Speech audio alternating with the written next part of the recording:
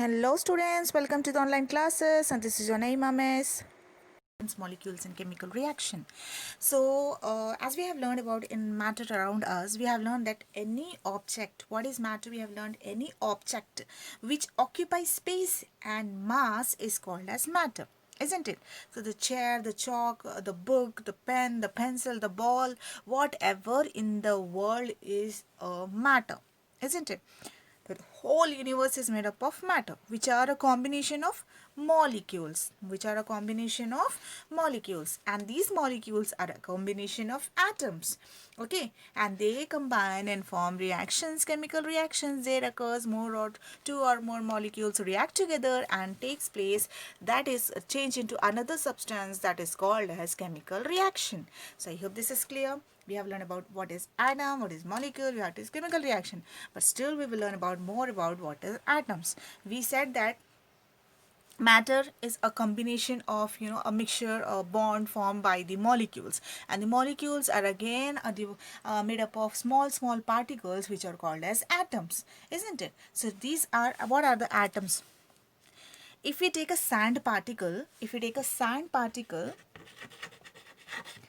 you observe this under the microscope, observe this under microscope, what you will see, the sand particles are made up of different small fine particles. They are made up of, again, this already we see that sand particles are very small, isn't it? But if you take these sand particles and observe it under the microscope, you'll say that these sand particles are again made up of very small tiny, small tiny different particles, okay, and these particles are nothing but they are atoms. They are made up of different atoms, okay. They are nothing but they are made up of atoms. The atoms are the building blocks of the matter. They are nothing but like how the walls are made by the small bricks, isn't it?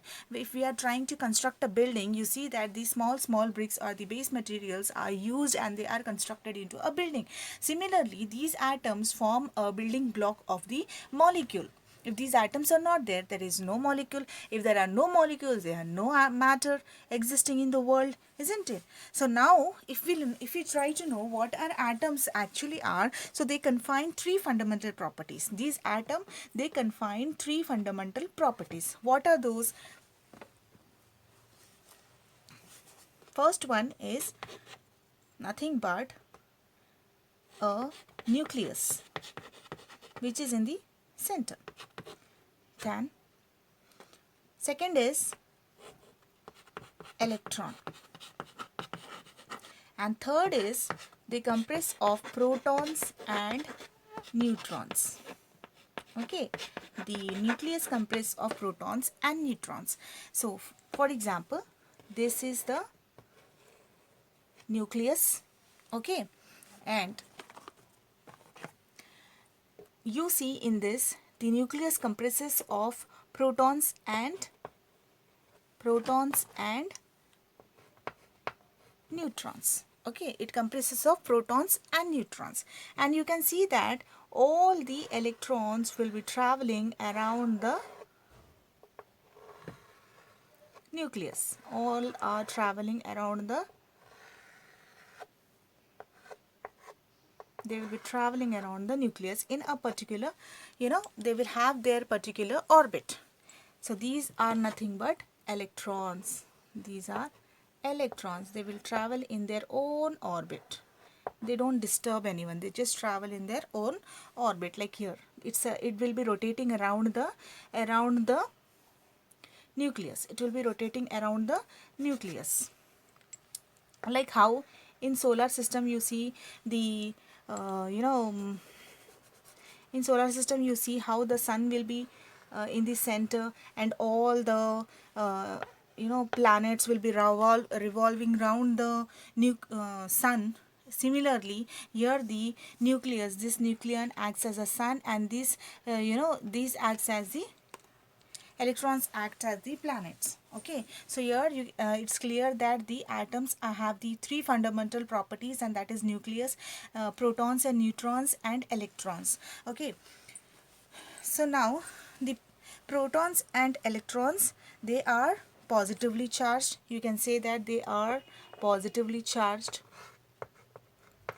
They are having a positive charge, whereas electrons, you can see that they are negatively charged.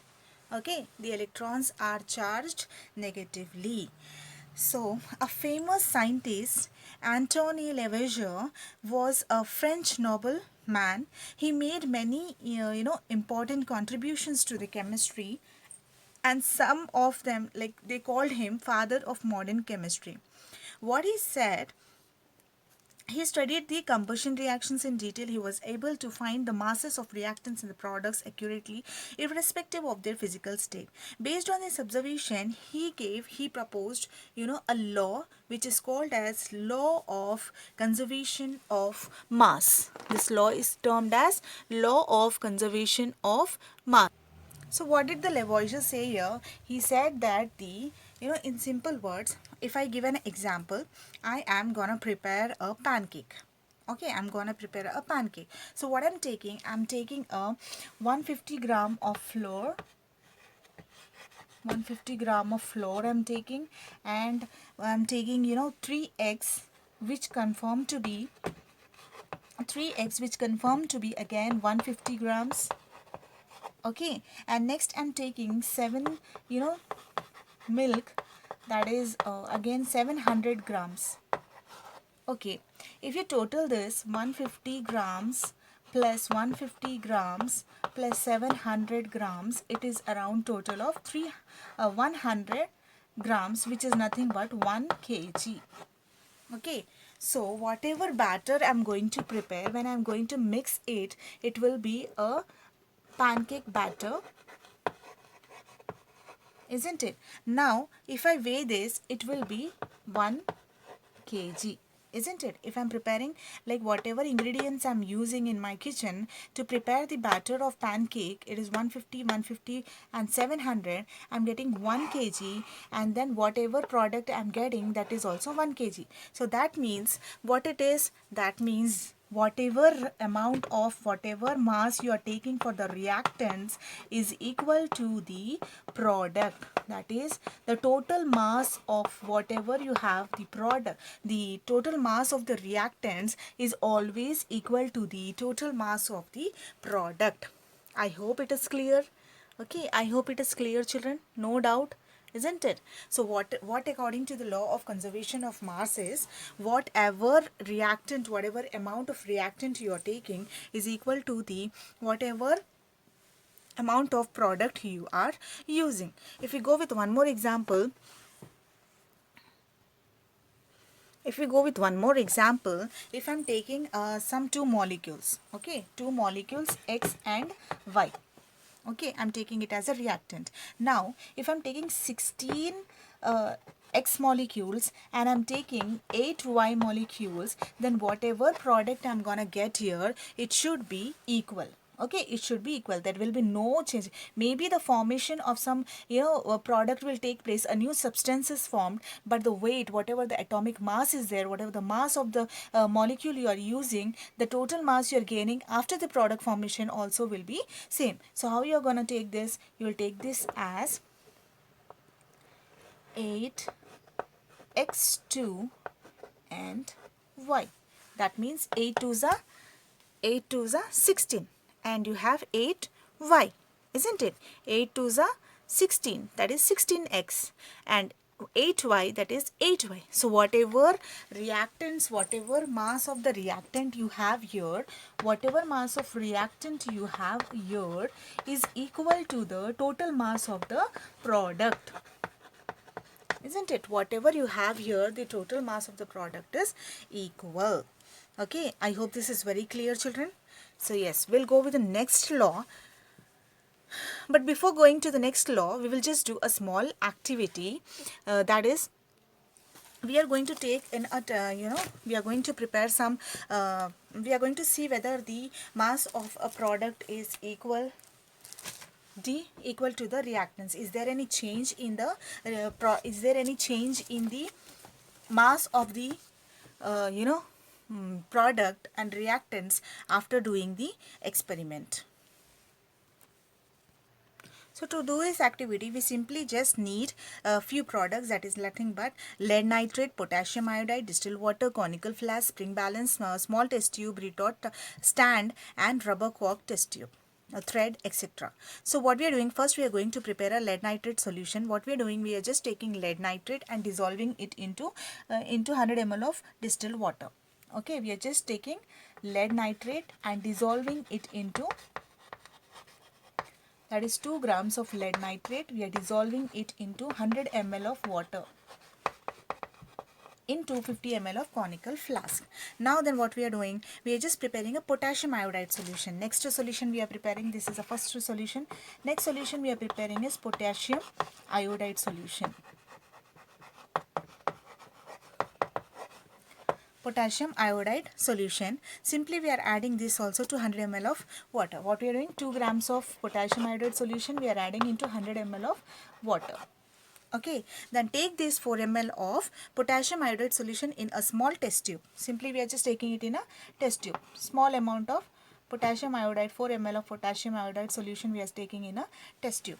And what we are doing, we are just, with the help of the hanging, we are just going to hang the test tube containing 4 ml of potassium iodide solution into the conical flask. Okay, just we are going to hang it in the conical flask. Then what is happening, weigh the flask, just leave it like that only in the container, then without mixing the solution. Then close the flask. Simply weigh the flask with its content carefully using the spring balance.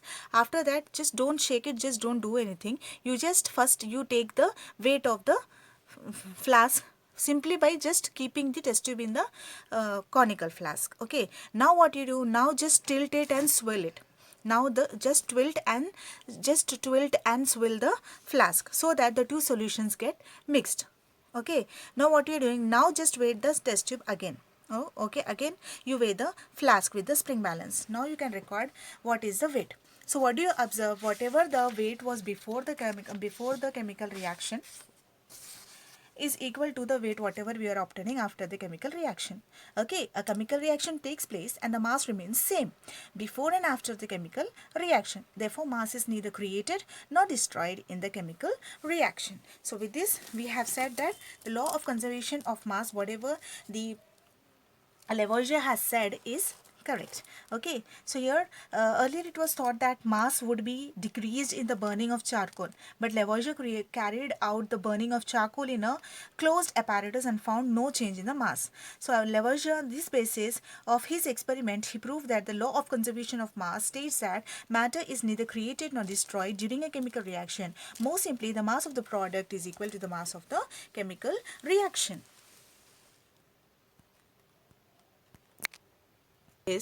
So our second law is law of constant proportion. So our second law is law of constant proportion.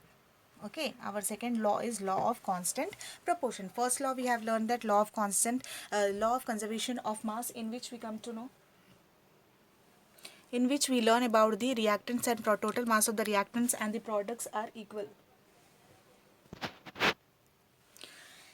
So next is the law of constant proportion. So I'll give you one example. See, what is happening in the kitchen. Okay, while we are cooking, we'll go with the kitchen only. Okay, because kitchen is the very easiest part you can understand. So I usually go with the kitchen only. So just don't say, okay, ma'am always, miss always like to eat, huh? No, no. Actually, it's not like that. But yes, I do take most of the examples from kitchen only because I feel that is very easiest. So what is here happening when we go into a kitchen? You need a proper, if you're preparing a tea, you need 1 cup of. If you want to prepare 1 cup of tea, you need 1 cup of milk, you need a little amount of water, you need a little proportion of 1 spoon of your tea powder, and you need a little of your this one sugar, isn't it? And if you are adding a lot of if in place of 1 spoon of sugar you are adding 2 spoon of sugar, then what is happening? Definitely the tea will become very sweet, isn't it? Or if you're not adding sugar, you forget to add sugar, then your tea will become bitter, isn't it? So to make a very tasty and very delicious and very mouth watering tea, to get refreshing tea, you have to just prepare tea with a good and equal required proportion of ingredients you have to add, isn't it? Yes, so that's why similarly in that, like suppose you're cooking you're preparing some food. Okay, you have prepared a delicious yummy looking biryani, but in that you have added a little more amount of salt. Then what is happening? Whole whatever you have worked hard for the preparation of biryani, that gets all waste, isn't it? So what you have to do, you have to prepare, you have to use a required proportion of salt to have a yummy and delicious biryani, isn't it? Similarly, whenever there is a reaction going on in nature or in a lab, definitely it will require a constant proportion of the molecules or the reactants whatever we are using.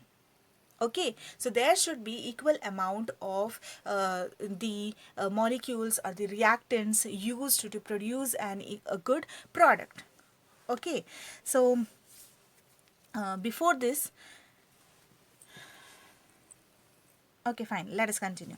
So the elements must also be in a proper proportion. So if I say you, like, we will take the example of water. Water is the best example I can say you. We can go for everything.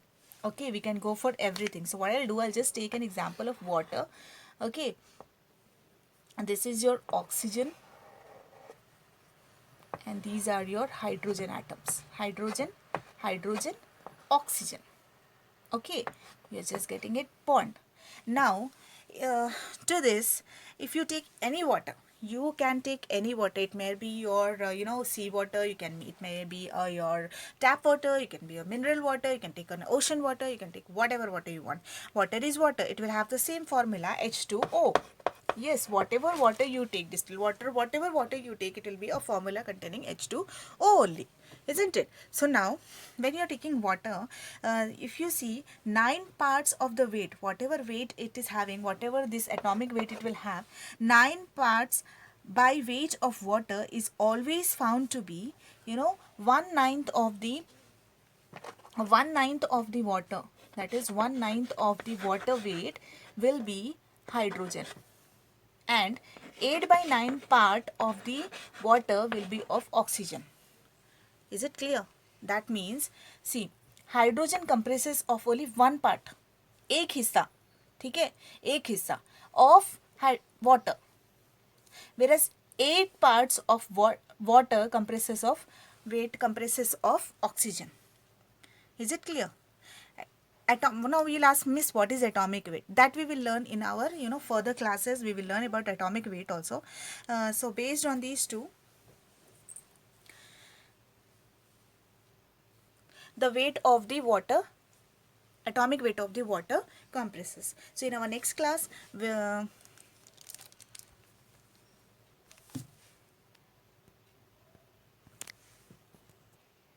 so based on the above laws, whatever we have learned, law of conservation of mass and law of constant proportion, the Dalton, he proposed few postulates. Okay, based on the above laws, Dalton proposed a new system of chemical philosophy. What did he say? Matter consists of individual particles called atom. So what did he say? He says that Dalton postulates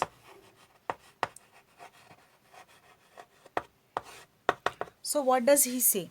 He says that the matter is made up of small particles. Matter is made up of small particles which are indivisible. Okay, which are indivisible. That is, they are not divisible, indivisible. They cannot be divided. So they are nothing but atoms. They are nothing but atoms. The matter are made up of indivisible some kind of particles. They are called as atoms. So what is the meaning of atom? It is nothing but, the meaning of atom is indivisible. That is, it cannot be divided into small more particles. Okay, atoms are neither created nor destroyed in a chemical reaction. So reaction involves reorganization of atoms. Okay, so you can say that as we have got with the law of conservation of mass, there we have found that they cannot be destroyed nor recreated. Okay, so that means they cannot be created nor cannot be destroyed in a chemical reaction. So that means they can, but they can form a new product. It means they can reorganized. They can be reorganization involved, isn't it? They can be prepared into a new product with the help of the mixing up of the combination of the reactants, isn't it? For example, if we take ferrous, that is iron, if we are taking iron plus we are adding sulfur, what is formed? What is formed? A new product, that is ferrous sulfate. What is formed? A new product, that is ferrous sulfate. But there is no change in the mass, isn't it? Simply you are getting this, you are just adding both the and you are getting total mass. Whatever mass is here in this, here you only have similar mass, no change in the mass, isn't it? So all the atoms have same mass and properties. They will have same mass and the same properties. There is no change of one atom. Suppose one of the atom you are using, suppose hydrogen you are using two hydrogen plus hydrogen, they will have same mass. No, they will have same mass, they will have same chemical properties. Okay, but again, if you are adding this one atom to another atom, but also you will have same properties. Later on we will learn about this, that is your isotopes and isobars, that we will be learning in our future classes, so don't worry about that. Then again we have compounds are formed when atoms or different elements combine in simple whole number ratios. This is chemical reaction change in union or separation of atoms in whole number. So there you will have just a change of numbers, but you will have the reactants and products you will have equal. There is no change. Okay, so the compounds whatever formed, that is a product whatever formed when atoms of different elements are combined, when the atoms of different elements are combined, whatever product is formed, just you will see whole number ratio. Just whole number ratio you will find. When atoms of different elements are combined in different whole numbers of ratios by different compounds, example carbon monoxide, carbon dioxide, and hence you can see that if you see carbon monoxide and you have carbon dioxide, okay, you're combining like that, you can see that 1:1 ratio, 1:2 ratio. Okay, we can easily say 1:1 ratio, 1:2 ratio. That is 1 carbon, 1 oxygen, 1 carbon, 2 oxygen. Okay, we can tell easily when we are getting a compound with two different molecules, isn't it? So with this we have completed the Dalton's theory. There are some failures also of this theory. They are like atoms of same elements have different atomic masses, he said, and this is later, later we have studied about this. They like atoms which are having same mass and same this atomic mass, and they are called as the isotopes, and the atoms which are having atomic mass different and atomic number different, the atoms which are having same atomic number and same atomic mass, they are called as isotopes, and the atoms which are having different atomic mass and different atomic mass and different atomic number are called as isotopes, and isobars, sorry, different are isobars. Okay, they are isobars, and the ones which are having same atomic mass and same atomic number, they are called as isotopes. Ones which are having different atomic number and different atomic mass are called as the isobars. And he also said that the atoms are not divisible, but actually later we came to know that the atoms are also divisible. So with this we complete our today's class, and we'll continue the next topic, that is symbols of elements, in our next class. So until then, take care. If you did not understand, please try to revise the video and try to understand.